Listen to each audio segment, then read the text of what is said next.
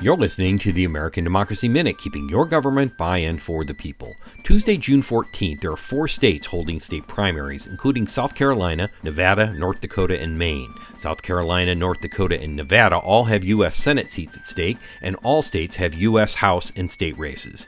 South Carolina's Republican primary for the 1st U.S. House District features Nancy Mace, backed by former South Carolina Governor and U.S. Ambassador Nikki Haley, versus the Trump-endorsed Katie Arrington. Maine's primary features a preview of incumbent Democratic Governor Janet Mills' November race against the man she unseated in 2018, former Governor Paul LePage. LePage was noted for his pugnacious and often offensive behavior while in office. In Ruby Red, North Dakota, the AP reports that Governor Doug Burgum has been using some of his own substantial fortune to bankroll challengers to less loyal incumbents in state government, donating $935,000 to the Dakota Leadership PAC. Finally, to Nevada, where former Attorney General and 2020 election denier Adam Laxalt is vying for a U.S. Senate seat. Trump administration loyalists have been stumping for him in Nevada, including Donald Trump Jr. The best way to keep anti-democracy candidates from taking over your local, state, and federal offices is to turn out and vote in your state primary. Links to articles and voting information are available at AmericanDemocracyMinute.org. Granny D said democracy is not something we have, it's something we do. For the American Democracy Minute, I'm Brian Beal.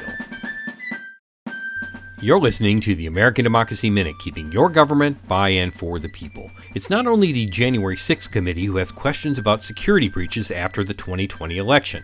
Michigan's Attorney General is pursuing allegations in 11 towns in Michigan of voting machine tampering or the sharing of electronic data to third parties. The tampering was apparently instigated by local Trump loyalists who believed former President Trump's now debunked claims of voter fraud. Reuters and Michigan Live report that search warrants were issued and town clerks interviewed by investigators in townships in several counties. In some cases, unauthorized third parties were allowed to examine voting machines, and in other cases, equipment and data was taken off premises by the third parties. In Missaukee and other Michigan counties, a Michigan state legislator approached multiple town clerks, asking them to provide access to their voting equipment. Trump won the election with 76% of the vote in Missaukee County. Lake Township, located in Berry County, was notified that the state intended to seize its tabulation machine. Berry County has also been the home to a crusade by its local county sheriff. Republican Sheriff Dar Leaf reportedly joined with local Big Lie proponents and launched his own investigation despite the protests of local election officials and an election margin which favored Trump 2-1. No charges have yet been brought against the alleged tampering suspects or complicit election officials. Links to more details on the investigations are available at AmericanDemocracyMinute.org. For the American Democracy Minute, I'm Brian Beal.